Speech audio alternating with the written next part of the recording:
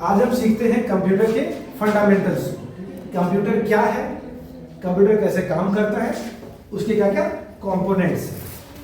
तो कंप्यूटर एक डिवाइस है, ये तो पता है सब, एक मशीन है, डिवाइस है जो कि सर्टेन टास्क करता है। हमने आसपास देखा होगा आप लोगों ने, कभी अगर आप अपने आसपास रेलवे के काउंटर पर गए हो तो वहाँ वो जो टिकट बुक करते हैं वो किस पे करते हैं, कंप्यूटर पे।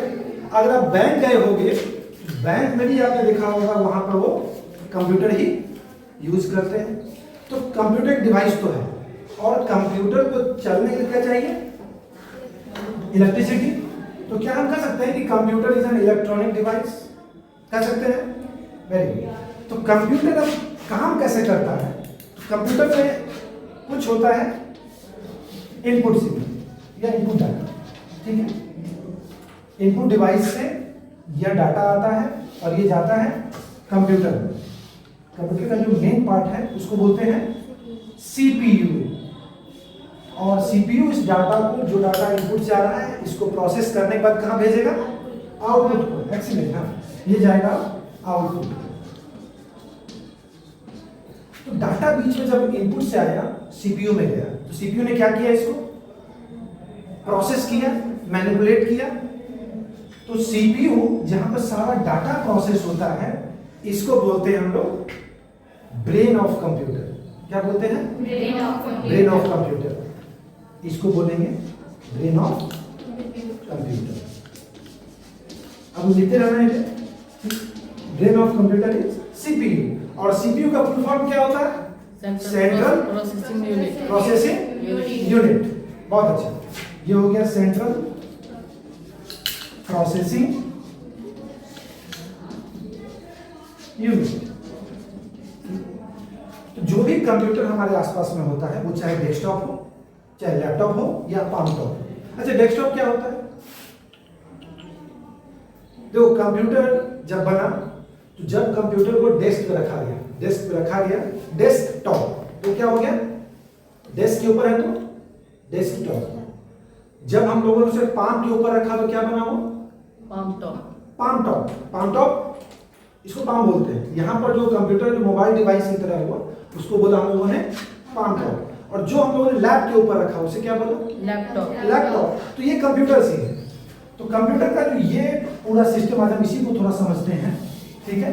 अब हम देखते हैं एक बार कि कंपोनेंट्स ऑफ कंप्यूटर क्या है। तो कंप्यूटर का जो कंपोनेंट है वो मेन सीपीयू, ब्रेन यही है। एक बार इसी को थोड़ा देखते हैं।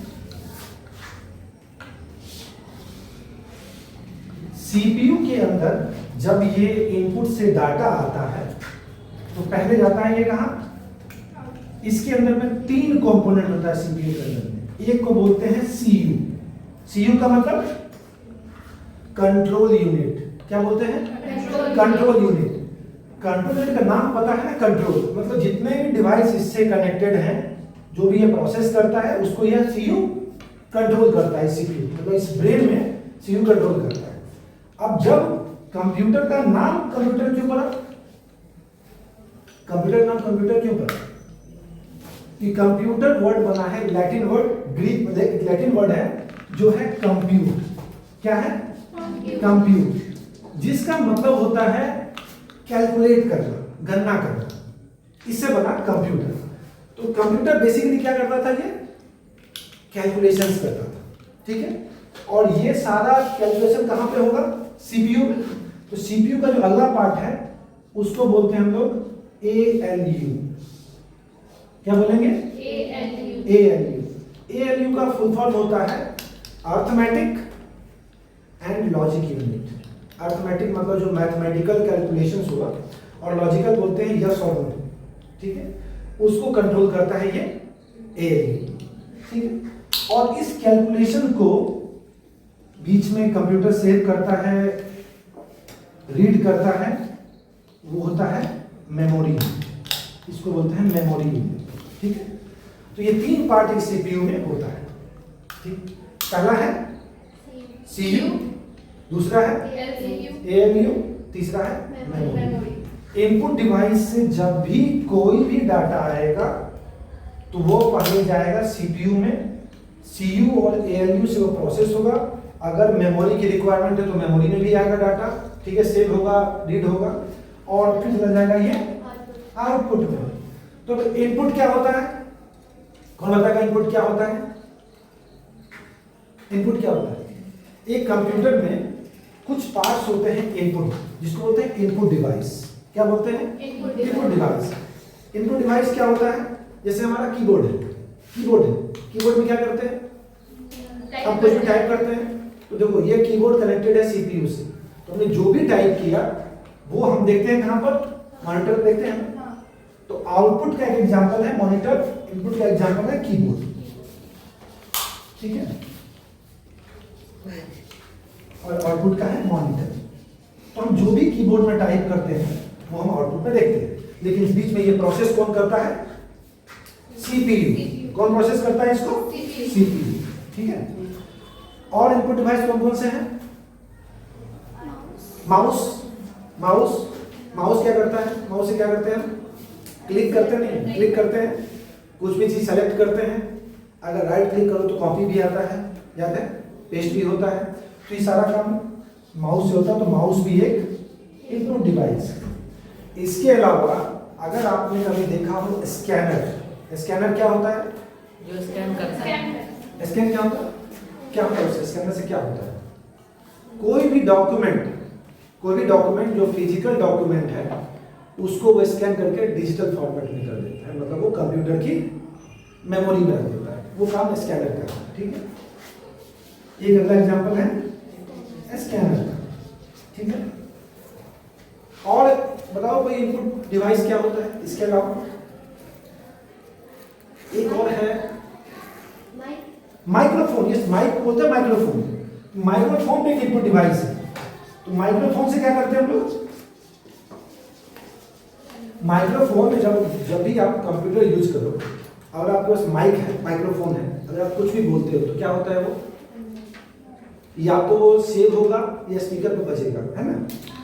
जो हम माइक्रोफोन में हमने बोला वो इनपुट डिवाइस ही है, जहां से चला गया वो सीपीयू में, और सीपीयू ने उसको देखा कि ये कौन सी डिवाइस है और आया डाटा, वो क्या डाटा है, उसको प्रोसेस किया और उसको वो आउटपुट में भेजता है। तो ये तो कुछ एग्जांपल है इनपुट के। आउटपुट के एग्जांपल क्या क्या हो सकते हैं? एक मॉनिटर है सबसे कॉमन, और क्या हो सकता है? आगे हमारा एक है प्रोजेक्टर, याद है प्रोजेक्टर जो देखते हैं लैब में, उसमें क्या होता है? जो भी चीज सीपीयू प्रोसेस करता है वो प्रोजेक्टर के थ्रू हम बाहर स्क्रीन पे देखते हैं। तो एक आउटपुट है प्रोजेक्टर की। इसके अलावा और क्या होगा? नोटिस करना कि जब माइक्रोफोन होता है उसमें हम लोगों ने बोला, लेकिन वो बजा कहां पे? आवाज बाहर कहां से आता है? स्पीकर से नहीं आता आवाज बाहर। तो स्पीकर क्या हुआ? एक आउटपुट डिवाइस हुआ स्पीकर, ठीक है। तो ये एक कंपोनेंट्स ऑफ कंप्यूटर है, जिसमें इनपुट डिवाइस है, एक सीपीयू है, एक आउटपुट डिवाइस है, ठीक है। सीपीयू के अंदर सीयू होता है। सीयू का मतलब होता है कंट्रोल यूनिट, जो कि सारे कनेक्टेड डिवाइस को कंट्रोल करता है, ठीक है। इसका एग्जांपल समझो ऐसे कि मान लो आपके कंप्यूटर में अगर कीबोर्ड जुड़ा हुआ नहीं है या कोई माउस कनेक्टेड नहीं है, आपने कंप्यूटर ऑन किया, तो इस सीपीयू कैसे समझे कि कीबोर्ड नहीं है? कौन चेक करेगा इसको? सीपीयू। जैसे ही कंप्यूटर स्टार्ट हुआ, मेरा ये ब्रेन स्टार्ट हुआ, इसने तुरंत चेक किया क्या क्या डिवाइस कनेक्टेड है और डिवाइस का स्टेटस क्या है, ऑन है, ऑफ है, कनेक्टेड है, प्रॉब्लम में है, क्या है, तो सारा सीयू करता है, ठीक है। और जब हमने कीबोर्ड पे लिख दिया कि 5x2, तो ये कौन सा हुआ कैलकुलेशन? मैथमेटिकल की लॉजिकल? मैथमेटिकल। इसको कौन करेगा? एलयू। सीयू से सिग्नल आया, एलयू को दिया, एलयू ने इसको कैलकुलेट किया कि 5x2 = 10, उसने ये दे दिया। एक पूरा सिस्टम में यही एक कंप्यूटर का कंपोनेंट्स और आर्किटेक्चर है, ठीक है। इसके बाद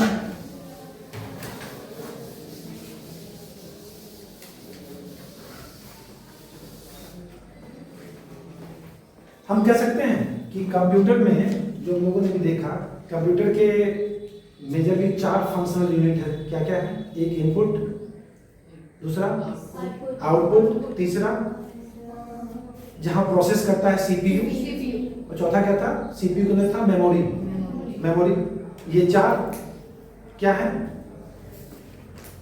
ये 4 फंक्शन है ना? तो 4 फंक्शन क्या क्या है? एक है इनपुट।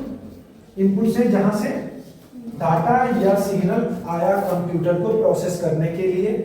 इनपुट से डाटा गया कहां? सीपीयू में, जहां ये प्रोसेस होता है। प्रोसेस करने के बाद कंप्यूटर क्या करेगा? उसको दे देगा आउटपुट को, और या अगर जरूरत पड़ी तो वो मेमोरी में सेव करने के लिए। ठीक है? अच्छा, कौन बताएगा कि जो दुकानों पे होता है कैलकुलेटर, क्या वो कंप्यूटर है? जो होता है कैलकुलेटर, क्या वो कंप्यूटर है? नहीं। अब देखते कैलकुलेटर, क्या उसमें कीबोर्ड है? कीपैड है? क्या उसमें डिस्प्ले है? जहां वो 5+2 करते हो दिखता है? और जब हमने कीपैड पे प्रेस किया 5×2, तो ये अंदर में आके किसी ने प्रोसेस जरूर किया? नहीं किया। तो क्या कैलकुलेटर कंप्यूटर हो सकता है? हो सकता है, बिल्कुल। इसके बाद कंप्यूटर की कुछ प्रॉपर्टीज होती है, कुछ कैरेक्टरिस्टिक्स होती है कि कंप्यूटर पॉपुलर क्यों हुआ। कौन बताएगा क्यों पॉपुलर हुआ कंप्यूटर? अच्छा, शुरुआत कैसे हुई थी? इसका काम था कंप्यूट करना, मतलब कैलकुलेशन करना, है ना? अब जैसे अगर हम अगर कैलकुलेशन करें, ठीक है, कि 5×2 ये करना आसान है कि मुश्किल है? आसान है। अब इसको कर दे कि 5 7 8 9 2 × 6 8 5 9 8, इसको करें कैलकुलेशन। ये आसान है कि थोड़ा मुश्किल हुआ? इससे तो मुश्किल हुआ। अब थोड़ा इसको और बड़ा कर दें, 9 9 8 5 8 7 6 9 2 × 8 7 6 5 7 5 4 3 9। अब ये करना थोड़ा और मुश्किल हुआ, कैसा मुश्किल हुआ? तो अगर ह्यूमन इसको करे, ह्यूमन मतलब कोई मैन करे इसको, तो क्या वो गलती करने का चांस होगा उसको? हो सकता है। और क्या वो इसको तेज, जितना आसानी से इसको कर सकता है, जितने समय में इसको कर सकता है, क्या उतने टाइम इसको कर सकता है? नहीं। क्या इसको? नहीं। तो अब यहाँ आगे जरूरत हम लोगों को कंप्यूटर की। तो कंप्यूटर का पहला प्रॉपर्टी है, वो है स्पीड। कि इसको कोई भी कैलकुलेशन दो, ये सुपर स्पीड में करेगा, है ना? कोई भी अगर ये सभी मैं दे दूं कंप्यूटर को, क्या वो इसमें समय लगाएगा? इसमें नहीं समय लगाएगा। तो कंप्यूटर की बड़ी कैरेक्टरिस्टिक्स क्या हो गई? स्पीड। इसके बाद कंप्यूटर की जो अगली प्रॉपर्टी है, वो है जो उसका गुड बिहेवियर है, कि वो एक्यूरेसी के साथ कैलकुलेशन करता है। एक्यूरेसी मतलब कितना सही है, कितना सही चल रहा है। अगर आप नॉर्मली, आपने कभी अगर एटीएम से पैसा निकाला हो, तो ऐसा कभी होता है नॉर्मली कि आपने निकाला 5 नोट, अंदर से 12 नोट आ गया? कभी ऐसा होता है? नहीं होता। या आप अगर कैलकुलेटर में आपने अगर 67×5 किया, कभी इसने 312 दिया, कभी इसने 559 दिया, ऐसा हो सकता है? आप इसको अगर 50 टाइम्स भी अगर करोगे, रिजल्ट उसका सेम ही आएगा, वो कभी गलत नहीं करेगा। तो कंप्यूटर की प्रॉपर्टी यहाँ पर एक्यूरेसी भी है, कि वो रिजल्ट हर बार सही देता है।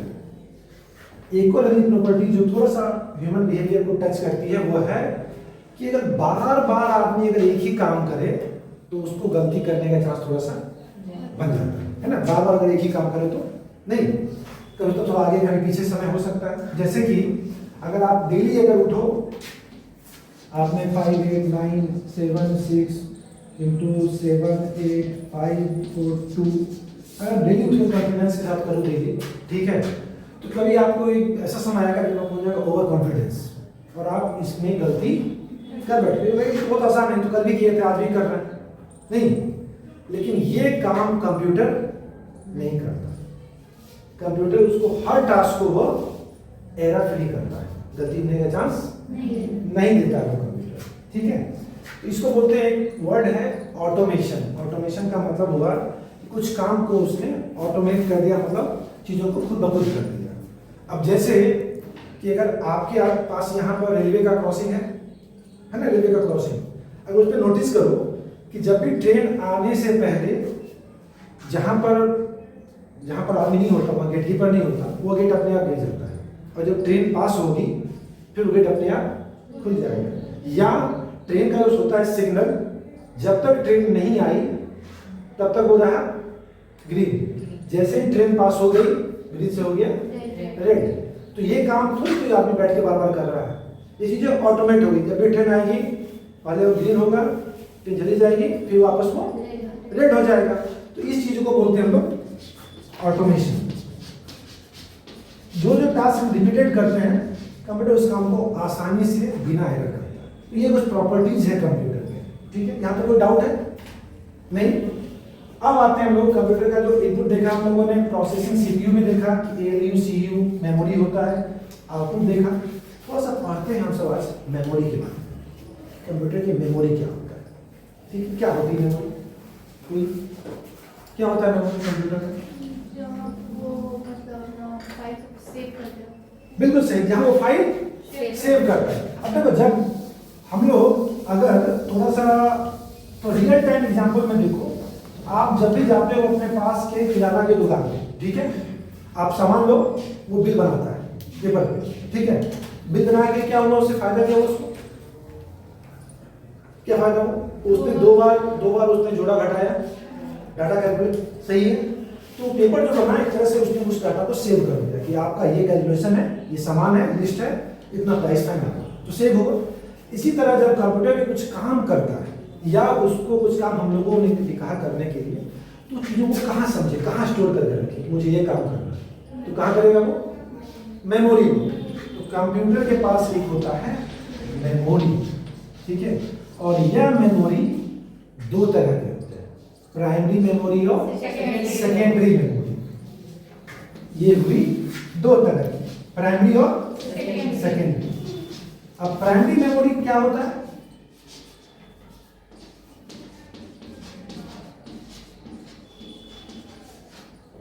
क्या होती है प्राइमरी मेमोरी? देखो नाम से समझो, प्राइमरी जो मेमोरी कंप्यूटर की अपनी मेमोरी है, जो मेमोरी कंप्यूटर की अपनी मेमोरी है, वो हो गई उसकी प्राइमरी मेमोरी। और जो मेमोरी उसको हम देते हैं बाहर से, वो हो गया सेकेंडरी। अब जैसे एग्जांपल है पेन ड्राइव, देखा ना पेन ड्राइव हम लोगों ने, तो पेन ड्राइव तो पता है साइज अलग अलग आता है, कभी सुनोगे आपकी पेन ड्राइव 16 GB 32 GB, या memory card 16 GB 32 GB 64 GB ऐसा होता है ना। तो ये सभी क्या है? Secondary memory. लेकिन कंप्यूटर बिना सेकेंडरी मेमोरी के, जब वो खुद अपनी मेमोरी से काम करता है, उस मेमोरी को बोलते हैं प्राइमरी मेमोरी। इसका एग्जांपल आप लोगों ने बहुत सुना होगा, रैम और रोम। रैम क्या होता है?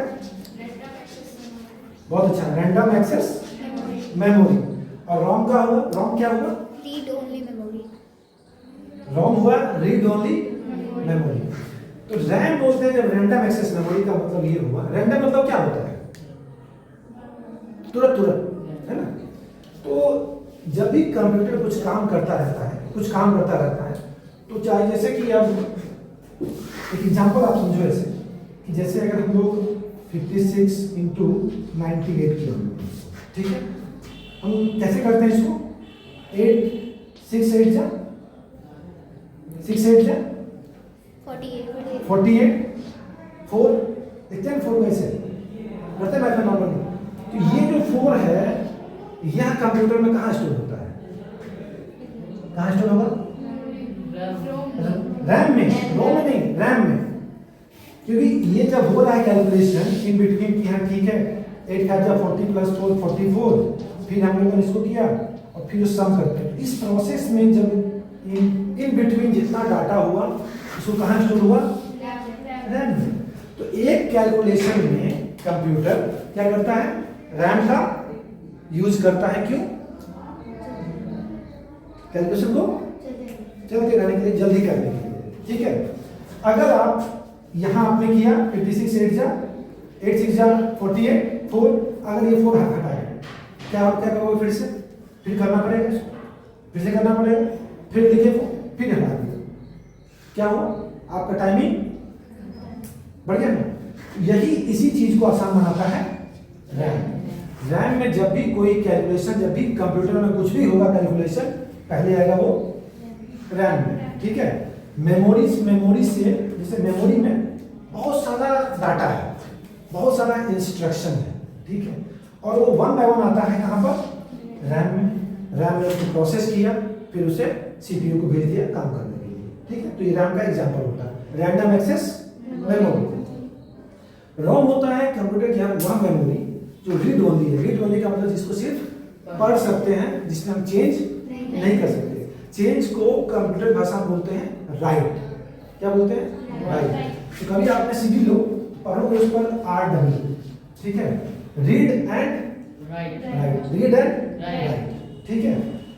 तो ये भाषा है कंप्यूटर की जिसमें ये सिर्फ पढ़ सकते हैं। जैसे कि सीडी, अगर आप सीडी में कोई भी शादी का या कोई फिल्म देखोगे सीडी में, ठीक है, तो उसको केवल पढ़ सकते हैं, उसको चेंज नहीं कर सकते, उसमें चेंज नहीं कर सकते, तो रीड ओनली। लेकिन पेन ड्राइव में क्या होता है, पेन ड्राइव में हम अभी ये फाइल रखा, हटा डिलीट किया, उसको फिर से यूज कर दिया, है ना। तो इसका मतलब हुआ रीड भी किया और राइट भी किया। या हम लोग जब अपने सिस्टम में ऑन करते हैं और हम लोगों ने वर्ड में कुछ टाइप किया, वर्ड में टाइप करते हैं ना, अपना नाम टाइप किया, ठीक है, तो क्या करते हैं, फिर उसको सेव करते हैं, हाँ कि ना, सेव करते हैं, उसमें फिर आगे अपना नाम, क्या स्कूल का नाम लिख दिया उसी फाइल को। तो मतलब हम लोगों ने रीड भी किया और राइट भी किया। लेकिन ऐसी मेमोरी जिसको हम रीड कर सके, राइट नहीं कर सके, वो हो जाती है एग्जाम्पल क्या होगा, जैसे जब भी कंप्यूटर, मोबाइल एग्जाम्पल, जब भी मोबाइल आपका स्टार्ट करते हो तो पहले क्या आता है, मोबाइल को ऑन करो, पहले क्या आता है, ऑन होते ही उस कंपनी का लोगो आता है। तो ऐसा है कि मैं अगर 100 बार ऑफ ऑन करूं तो सैमसंग नोकिया बन जाए या नोकिया मोटरोला बन जाए, ऐसा होता है कभी। या दुकान में अगर सर्विस सेंटर में गए रिपेयर करने के लिए, मैंने दिया सैमसंग का फोन कि यहाँ स्टार्ट हो, और बाद में चेंज होकर मोटरोला आ गया, ये ऑन किया तो मेरे फोन में मोटरोला आ रहा है, ऐसा हो सकता है, नहीं हो सकता। आप चाहे अपने मोबाइल को आप 500 बार 1000 बार स्टार्ट करो, हमेशा पहला लोगो वो जिस ब्रांड का होगा, वो ब्रांड का लोगो कहाँ पर रखा हुआ है, रोम में। कहाँ रखा हुआ है, रोम में। तो ये हो गया प्राइमरी मेमोरी। और हाँ, ये मेमोरी बहुत ही कॉस्टली होता है, कॉस्टली मतलब महंगा होता है। ये मोबाइल या मेमोरी थोड़ा छोटा होता है, क्योंकि अगर मेमोरी बड़ी हो जाएगी, देखो कंप्यूटर जब भी स्टार्ट होता है ना, कंप्यूटर जब भी स्टार्ट होगा, पहले डाटा वो इसी को पढ़ता है, पहले वो इसको पढ़ता है, ठीक है। आपके पास अगर 10 पन्ने की बुक है और 100 पन्ने की बुक है, जल्दी पढ़े किसको पढ़ सकते हैं, जल्दी पढ़ सकते हैं। तो जितना छोटा रैम और रोम रहेगा, सिस्टम थोड़ा सा फास्ट होगा, नहीं, क्योंकि इसके बाद अगर यहाँ बढ़ा दिया तो मुझे भी प्रोसेसिंग बढ़ानी पड़ेगी, प्रोसेसर भी बढ़ाना पड़ेगा। आसान भाषा में जितना छोटा रैम और रोम है, सिस्टम थोड़ा फास्ट रहेगा। तो ये मेमोरी बहुत ही कॉस्टली है, इसको बढ़ाने का खर्च बहुत ज़्यादा है। इसका इम्पैक्ट हो जाएगा फिर कहाँ पर, परफॉर्मेंस पर। कहाँ हो जाएगा इम्पैक्ट, परफॉर्मेंस पर। तो प्राइमरी मेमोरी कहते हैं कॉस्टली होती है और साइज इसका छोटा होता है। कंपेरेटिवली सेकेंड मेमोरी क्या होता है, सेकेंडरी मेमोरी, जो मेमोरी हमने बाहर से लगाया। अब बाहर से क्या है, मोबाइल में बहुत लोग चिप लगाते हैं, उसमें क्या आता है, चिप में कुछ लोग गाना स्टोर करते हैं, मूवी स्टोर करते हैं, ठीक है, करते हैं, देखा फिर उसको डिलीट किया, नया मूवी नया गाना लोड कर दिया, ठीक है। तो ऐसा है कि जिस मोबाइल में चिप ना हो, मोबाइल काम नहीं करेगा, ऐसा हो सकता है, नहीं हो सकता है, ऐसा नहीं होगा। तो सेकेंडरी मेमोरी हो ना हो, कंप्यूटर स्टार्ट होगा, चलेगा जरूर, ठीक है। ये मेरा प्राइमरी मेमोरी नहीं है, सेकेंडरी ऑप्शनल है, लेकिन इस मेमोरी का होना जरूरी है। बिना रैम का कंप्यूटर स्टार्ट नहीं होगा, पता ही क्या काम करना है। रोम में दे दिया, लेकिन रैम में जो है क्या होना है, क्या डाटा होगा, पता ही नहीं। इस मेमोरी को अगर नहीं रखें तो कंप्यूटर स्टार्ट नहीं होगा। अब यहाँ पर एक और कॉन्सेप्ट है रैम और रोम में। रोम तो वो मेमोरी है जो लोड हुआ, जिसको हम पढ़ सकते हैं, चेंज नहीं कर सकते। तो इसको, और रैम वो मेमोरी है जो जैसे ये काम खत्म हुआ, मतलब ये कैलकुलेशन खत्म हो गया, रैम क्लियर, रैम में डाटा हटा दिया, अब नया डाटा लोड किया। तो रैम हमेशा डाटा को चेंज करता रहेगा और रोम नहीं करेगा। तो रैम को बोलते हैं वोलाटाइल। क्या बोलते हैं? वोलाटाइल। और रोम को बोलेंगे नॉन वोलाटाइल। क्या बोलेंगे? Non volatile. क्यों?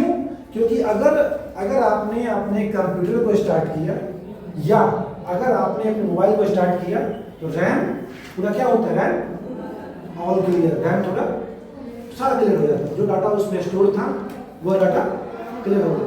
कभी आप लोग देखा होगा कि मोबाइल हैंग होता है ना? मोबाइल हैंग का मतलब क्या है? हैंग क्या होगा? उसका रैम फुल हो गया, रैम उसका फुल है, इतना डाटा उसके रैम के पास आ गया, अब रैम फुल है। ठीक है, अब कंप्यूटर समझ में नहीं आ रहा रैम से कौन सा डाटा लें, क्या काम करें, तो वो थोड़ा स्लो काम करता है। रैम फुल हो गया, स्लो काम करता है। नॉर्मली लोग क्या करते हैं, सारा डाटा को वन बाय वन क्लियर करते हैं। अगर फिर भी आपका ना हो, क्या करते हो? फोन को रीस्टार्ट कर देते हैं, करते हैं। उसके रीस्टार्ट में हुआ क्या आखिर? यहां से आता है कॉन्सेप्ट बूट का। क्या कॉन्सेप्ट है? बूट का, बूटिंग। ठीक है, जो स्टार्ट होता है कंप्यूटर को स्टार्ट करने का या मोबाइल को स्टार्ट करने के प्रोसेस को बोलते हैं बूट। ठीक है, बूट। तो जब भी कंप्यूटर या मोबाइल स्टार्ट होता है तो सारा डाटा फ्रेश लोड हुआ। बूट सीयू ने चेक किया कि क्या क्या डिवाइस कनेक्टेड है। अब जैसे मेरे कंप्यूटर में प्रिंटर कनेक्टेड ही नहीं है, प्रिंटर कनेक्टेड नहीं है, और मैं किसी डॉक्यूमेंट को दे दूं प्रिंट करने के लिए, क्या होगा? प्रिंट होगा? मुझे अलर्ट आएगा, नो प्रिंटर करने को। ये अलर्ट कौन चेक करता है? प्रिंटर नहीं है, किसने बताया? ये बताता है सीयू। सीयू ने क्या बताया? तो चेक किया कि इसके पास कीबोर्ड कनेक्टेड है, माउस कनेक्टेड है, प्रिंटर कनेक्टेड है, प्रिंटर कनेक्टेड है, माइक कनेक्टेड है, और लेकिन इसके पास प्रिंटर कनेक्टेड नहीं है। तो जैसे ही प्रिंटर का नाम आएगा वो बोलेगा प्रिंटर नहीं, नो प्रिंटर। ठीक है, तो जब भी बूट होता है तो सीयू ने चेक किया क्या डिवाइस कनेक्टेड है और रोम से उसने डाटा लोड किया सिस्टम। ठीक है, मेन मेमोरी से डाटा लोड हुआ सीयू में और हमारा सिस्टम अब हो गया, सिस्टम चलना शुरू हो गया, एकदम फ्रेश सिस्टम चलना शुरू हो गया। अब जब हम कुछ भी काम करेंगे कंप्यूटर में तो कहाँ जाएगा? पहले वो पहले रैम में आएगा, पहले आएगा मेमोरी से रैम में दिया सीयू को, एलयू को काम करने के लिए, काम खत्म होगा बाहर नया काम खत्म करो बाहर नया काम।